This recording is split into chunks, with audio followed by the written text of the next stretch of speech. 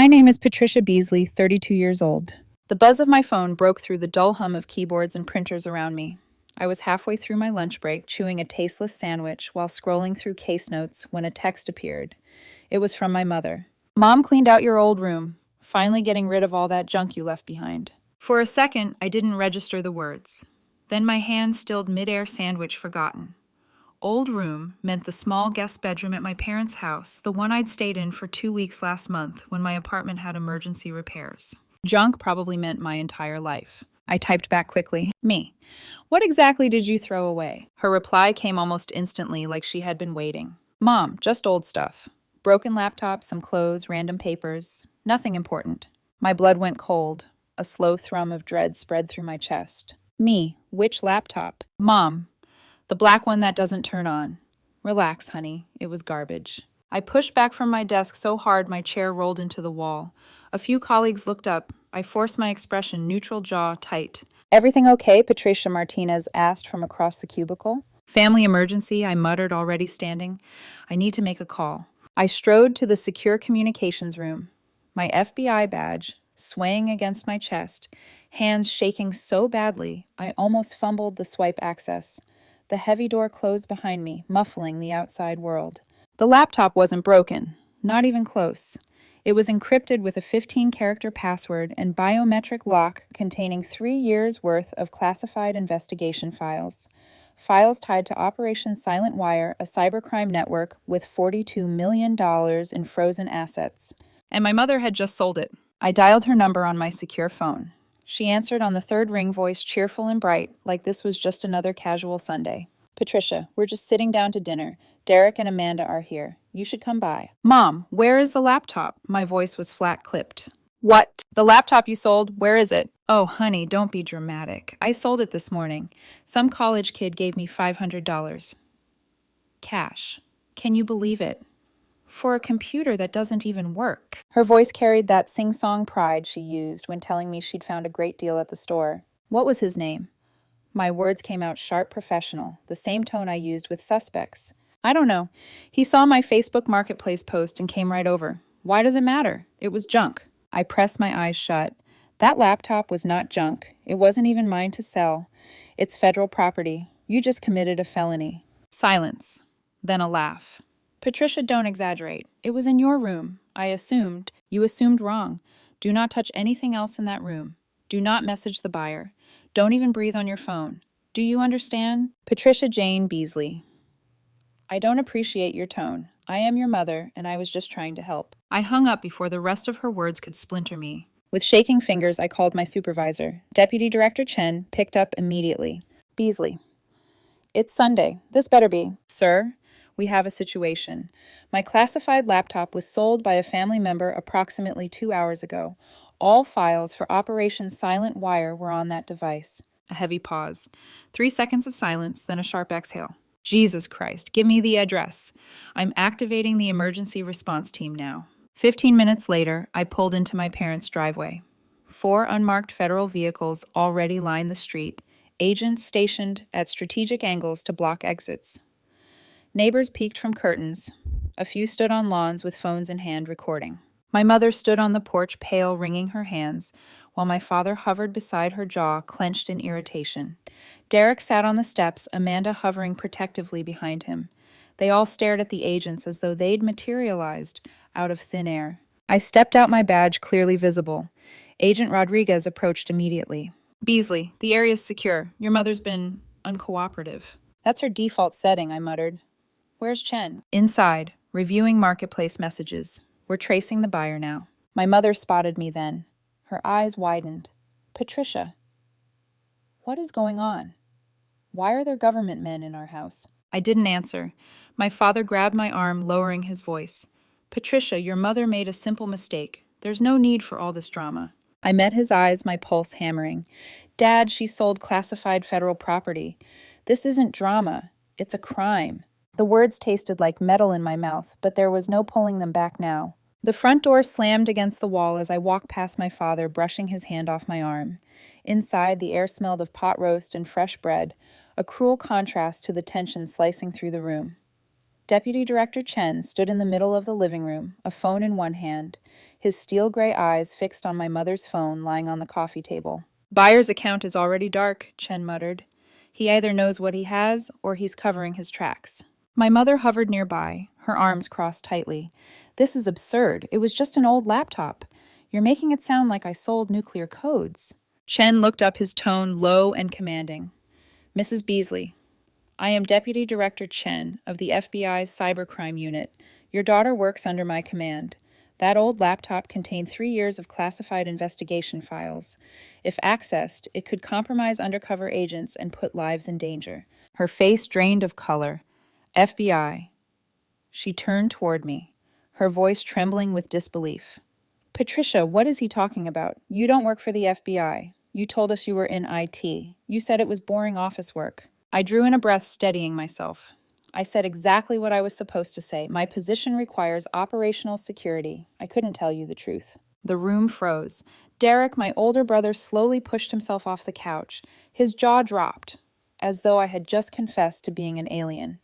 Wait, you're saying you're an FBI agent? Since when? Since 6 years ago, Quantico class of 2017. Amanda's hand flew to her mouth. She whispered, "Oh my God."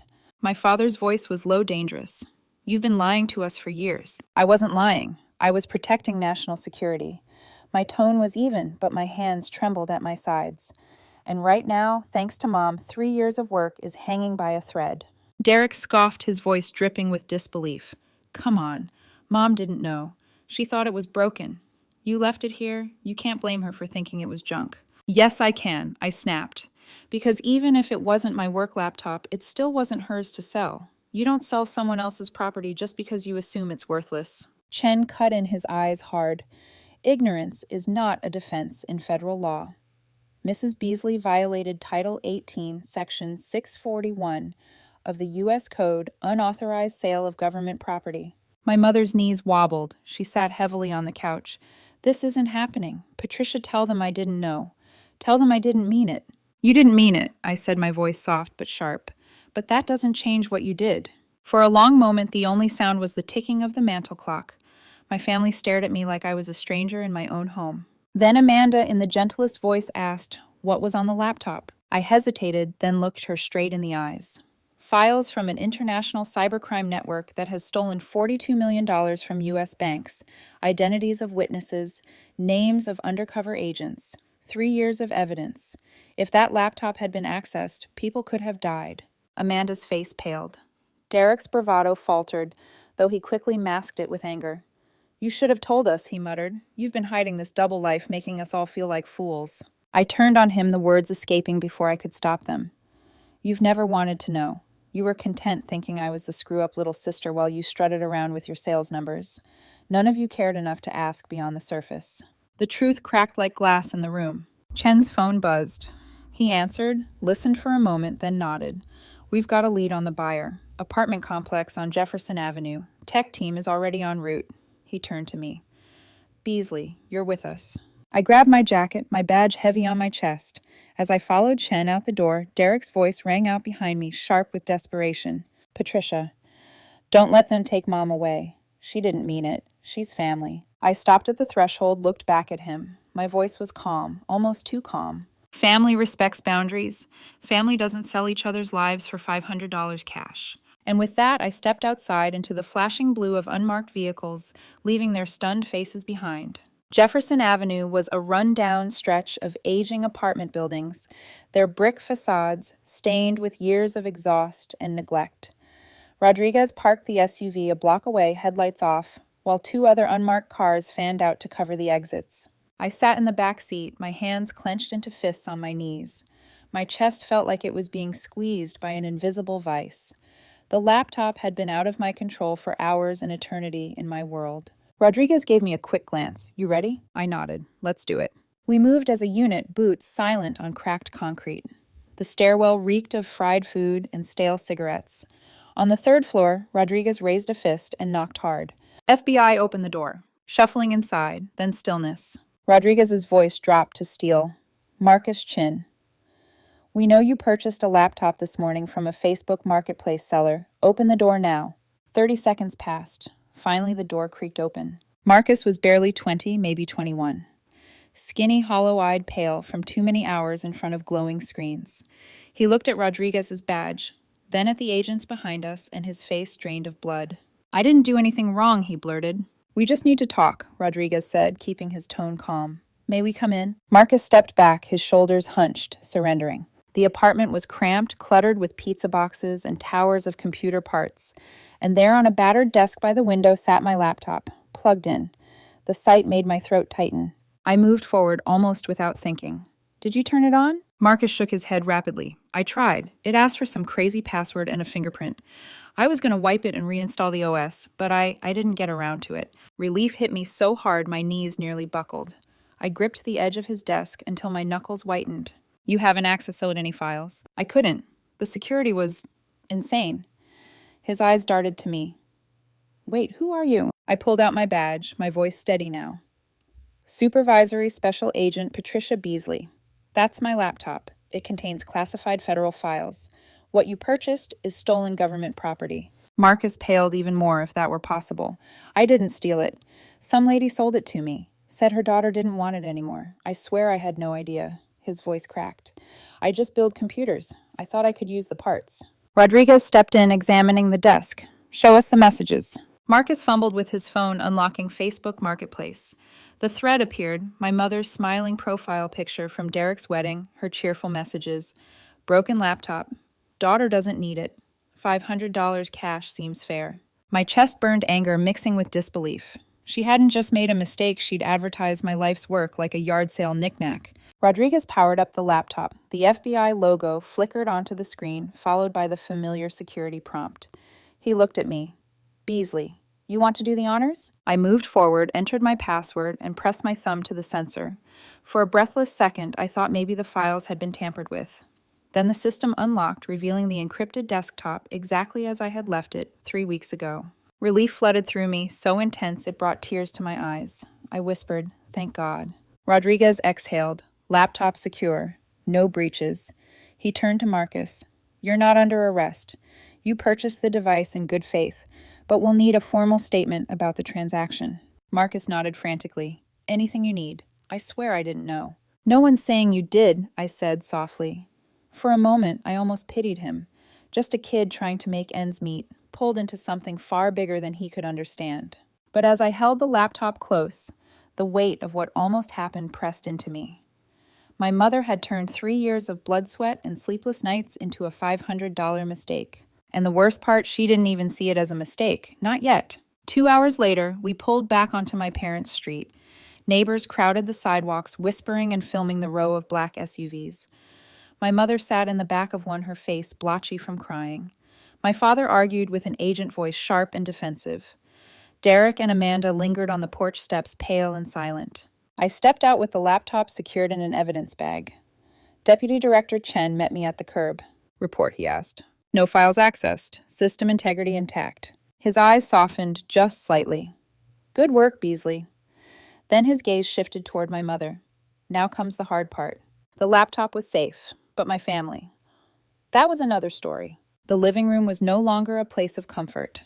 It felt like a courtroom, with the heavy silence of judgment pressing down on every word. My mother sat on the couch, her hands twisted in her lap, mascara streaked across her cheeks. My father hovered behind her, his jaw tight as though clenching it hard enough could erase the last few hours. Deputy Director Chen stood near the mantel, the laptop evidence bag in his grip. His presence filled the room sharp and unyielding. "We need to decide on charges," he said at last. His tone was flat clinical. "Technically, Mrs. Beasley violated federal law. Title 18, Section 6 and 41, theft of government property. Maximum penalty, 10 years. Amanda gasped. Derek immediately stepped forward. 10 years. That's insane. She didn't know. You can't treat her like some criminal. She sold government property, Chen replied evenly. Ignorance doesn't erase the fact. My father's face flushed. Deputy Director, this was an honest mistake. My wife thought it was just an old laptop. Surely there's room for compassion here. I couldn't help myself. The words burst out. Dad, compassion doesn't undo a felony. If I had left that laptop at a coffee shop, I'd be fired. If the files had been breached, I'd be under investigation myself. The only reason this isn't a catastrophe is because we got lucky. My mother turned to me, her eyes wet, voice trembling. Patricia, please. I didn't mean to. I thought I was helping. Tell them. Tell them I'm not a criminal. You didn't mean to, I said quietly. But you still did it. That's the point. Her face crumpled as though my words cut deeper than Chen's legal jargon. Derek rounded on me, his voice rising. God, Patricia, you're acting like you're above all of us. Like your job makes you judge, jury, and executioner. She's your mother. Family means you protect her, not feed her to the wolves. Family means respecting each other's lives, I snapped. Family doesn't sell your property without asking. Family doesn't laugh at your career or assume you're nothing because you don't brag about numbers at the dinner table. The room stilled. Derek's face flushed scarlet. That's not fair. Isn't it? When was the last time you asked me what I actually do? You never cared. You all just assumed my work didn't matter. And now you've almost destroyed it. Amanda's voice broke through, soft but firm. She's right. Derek whipped toward her. What? Amanda's eyes shone, but her voice was steady. She's right, Derek. We never asked. We never listened. We just assumed. For once, Derek had no comeback. Chen cleared his throat, his gaze never leaving my mother. Mrs. Beasley, given the circumstances, proving criminal intent would be difficult. But recklessness endangering federal operations is still on the table. My recommendation is a formal warning, a permanent record flag, mandatory property awareness training, and a fine of $5,000. $5,000, my father exploded. For a laptop you got back. That's robbery. Chen's tone sharpened. It's mercy. If Agent Beasley weren't your daughter, you'd be facing charges and possibly jail time. Consider this leniency. My mother looked at me, her voice breaking. Patricia, please, help me. Tell them I'm a good person. Tell them I don't deserve this. My throat ached. I wanted to say yes, to protect her, to soften the edges. But then I saw the laptop sealed in plastic and thought of the 3 years of my life she had nearly erased. I can't, I whispered. The silence after that felt like a blade. Chen closed his folder. Final decision stands. Mrs. Beasley will be released tonight with a formal warning and a $5,000 fine. Case closed. My father turned away, shoulders rigid. Derek sank into the couch, muttering curses under his breath. My mother sobbed quietly into her hands. I stood near the doorway, the laptop still heavy in my mind. Safe intact, but at a price I couldn't measure. Because something had cracked here tonight, not just trust, but the illusion that family could be trusted at all. 3 days. That's how long it had been since the incident. 3 days since the laptop was recovered, since my mother's face collapsed under the weight of her mistake, since neighbors recorded federal agents swarming our quiet suburban street. 17 missed calls blinked on my phone. 12 texts from Derek, each more desperate than the last. An email from my father with the subject line, "Be reasonable." I hadn't answered any of them. I buried myself in work. At the FBI field office, I moved from one case file to the next like a machine, flipping through financial records, coding, traces encrypted chat logs. But no matter how deeply I dove into the details, my mother's words echoed in my head. I thought it was junk. I was just trying to help. Help! That word cut sharper than a blade. In her mind, she had cleaned up, made space, done something useful. In mine, she had almost destroyed everything I'd fought for. Deputy Director Chen called me into his office on Wednesday afternoon. His desk was stacked with reports, blinds half closed against the gray autumn light. Beasley, he said, gesturing for me to sit. I wanted to commend you. You handled a volatile situation with remarkable restraint considering the personal stakes. Thank you, sir. My voice sounded distant even to me. His sharp eyes studied me. How are things with your family? I hesitated, then admitted complicated. They know now, at least part of it. He leaned back. Operational security is one of the hardest burdens we carry. Keeping secrets from strangers is easy. From family, that's where it costs. My throat tightened. The hardest part isn't the secret, sir. It's that they always assumed the secret meant I was unimportant, that my work didn't matter. Chen nodded slowly. Your mother didn't sell a laptop, Beasley. She sold what she thought was worthless. And she was wrong. The words hit harder than I expected. I clenched my hands in my lap, forcing myself to stay composed. Sir, I said quietly, I can't even look at her right now. That's understandable. Distance can be healthy, but eventually you'll have to decide whether that distance is temporary or permanent. I didn't answer. I wasn't sure I could. That weekend, my phone buzzed again. A text from my mother. Fine paid. Please, Patricia, let's talk. I want my daughter back. I stared at it for a long time, thumb hovering. I typed and deleted 3 different responses before settling on the simplest truth. I'll think about it. Sunday came. I sat in my car outside my parents' house, hands gripping the wheel. My new FBI-issued laptop stayed locked in the office safe. My personal phone lay face down on the passenger seat. Through the window, I saw the glow of the dining room. The table was set with the good china, the same fragile porcelain, usually reserved for Christmas or Derek's career milestones. I stepped out slowly, every movement heavy with hesitation. By the time I reached the door, my mother had already opened it. Her makeup was perfect, her smile careful, her eyes red-rimmed. "Patricia," she breathed. "You came." "I said I'd think about it," I replied. "Come in," she urged. "Everyone's here." And just like that, I was pulled back into the very battleground I'd been running from. The dining room was staged like a fragile peace treaty. The long oak table gleamed under the chandelier. My mother had laid out the porcelain china she usually reserved for Christmas or Derek's work promotions, silverware lined up with military precision. A roast sat steaming in the center, its scent almost suffocating in the still air. Derek and Amanda were already seated side by side, both looking uneasy. My father stood by the fireplace, arms crossed, his expression carved in stone. I chose my seat at the far end of the table where I could see both doors, an instinct from years in the field. No one spoke at first. The clink of my mother setting down the gravy boat echoed like gunfire. Finally, my father cleared his throat. "Patricia," he began, "we owe you an apology for treating your work lightly, for making assumptions." He faltered, glanced at my mother, then added, "For treating you like you were still the little girl who needed our guidance." I said nothing. Derek leaned forward, his voice uncharacteristically subdued. "Look, Patricia, I looked up what the FBI's cybercrime unit actually does. The cases you work, the kind of people you chase. That stuff is serious. We had no idea." "You had no idea," I said evenly, "because you never asked." My mother wrung her hands together. "We thought you were just being secretive. That maybe you were ashamed of your work. We didn't realize. You didn't realize because you didn't care to. You assumed." I met each of their eyes one by one. "That ends tonight." A hush fell over the table. Even Amanda stopped fidgeting, her gaze fixed on me. I laid my palms flat against the table. "Here are my boundaries. You're going to listen, and you're going to respect them. Or I'm walking out and you won't see me again." My father stiffened, but he didn't interrupt. "First, I continued, my work is not up for discussion. I can't tell you details. I can't share cases. If you can't live with that, then we have nothing to talk about." My mother's lips trembled, but she nodded. "Second, my property is off limits. You don't touch it. You don't move it. You don't sell it.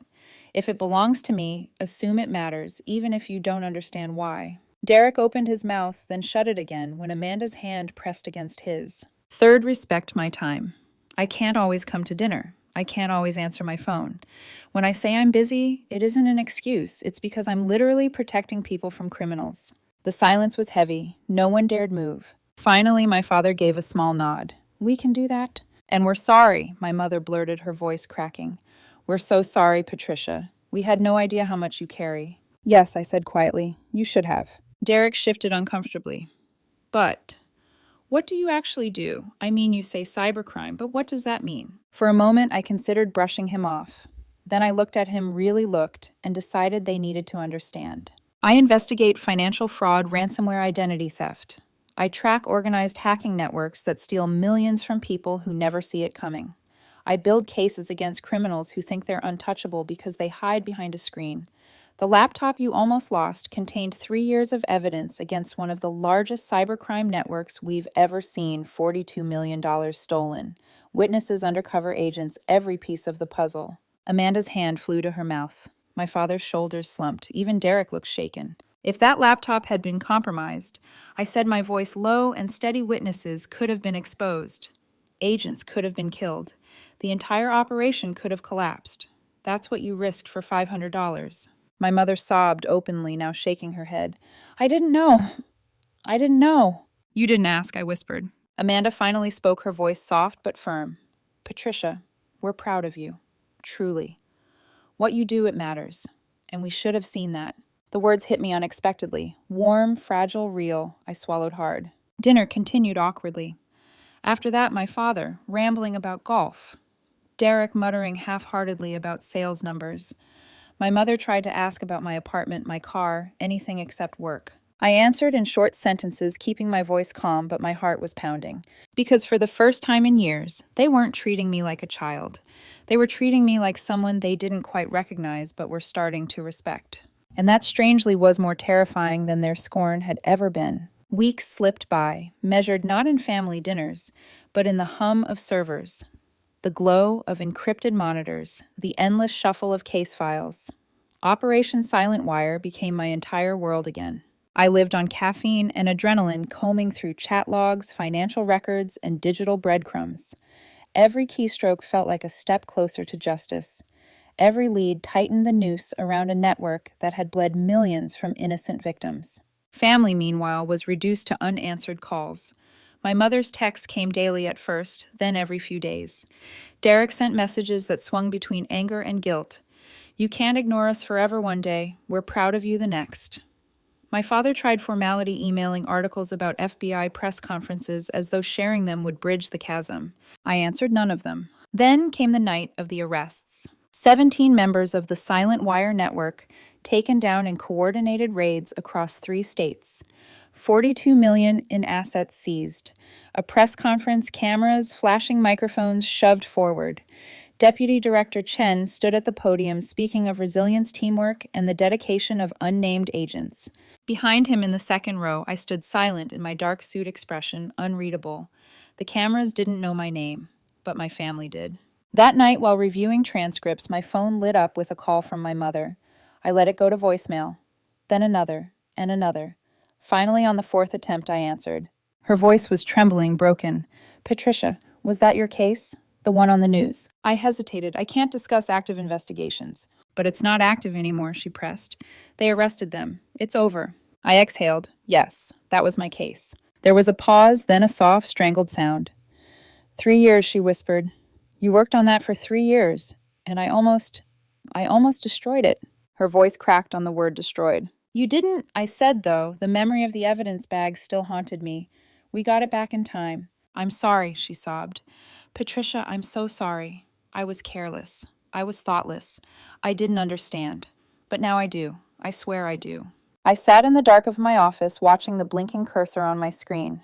I wanted to say I forgive you, but the words wouldn't come. Instead, I whispered, "I know, Mom." Silence stretched between us, filled with things neither of us could say. After that, dinners became monthly instead of weekly. I showed up when I could, left when I needed to. Nobody questioned my schedule anymore. Nobody made jokes about my boring IT job. Nobody touched my property. It wasn't perfect. My father still hovered like a storm cloud. Derek still bristled at my authority. My mother still cried too easily. But there was something new, fragile, and tentative: respect. And for the first time in my life, I wondered if that might be enough. 3 months later, the world had moved on from Silent Wire. News cycles spun to fresh scandals, fresh disasters. But for me, the case lingered like a scar, healed, but always visible. At family dinners, things had shifted. The china still appeared, but the conversations were gentler, cautious. My mother no longer teased me about being the quiet one or our IT girl. My father stopped comparing Derek's quarterly sales to my desk job. Even Derek seemed smaller somehow, less boastful, his voice subdued when he spoke about his work. It wasn't forgiveness, not exactly, but it was respect, fragile, tentative respect. I didn't give them details. I never could. Operational security was a wall they would never climb, but for the first time they stopped trying to scale it. Sometimes my mother slipped her hands, fluttering nervously when I set my badge on the table by accident, her eyes lingering too long when I left my phone face down. But she never touched anything again, not once. It wasn't love the way she wanted it to be, but it was a boundary finally honored. And that for me was love enough. One evening, as I stood to leave early, she caught my hand. "Patricia, are we okay now?" I looked at her, at the fragile hope trembling in her eyes, and I said the only truth I could. "We're better." She nodded, blinking back tears, and let me go. Outside, the air was cool and sharp. My phone buzzed with a secure alert, a new case, a fresh target, another operation beginning. The world didn't pause for family dinners, and neither could I. I slipped my badge back into my coat pocket, walking down the quiet street toward my car. Behind me, laughter floated from the house, awkward but real. For the first time in years, I felt lighter. Not because everything was fixed, but because I finally understood family isn't about blind loyalty, it's about respect. Boundaries aren't walls, they're survival. And sometimes love means distance. The phone buzzed again, insistent. Duty calling. I slid into my car engine, rumbling to life. The house grew smaller in my rearview mirror until it disappeared entirely. And as I drove into the night, I realized something simple, something true. I hadn't lost my family. I had redefined it.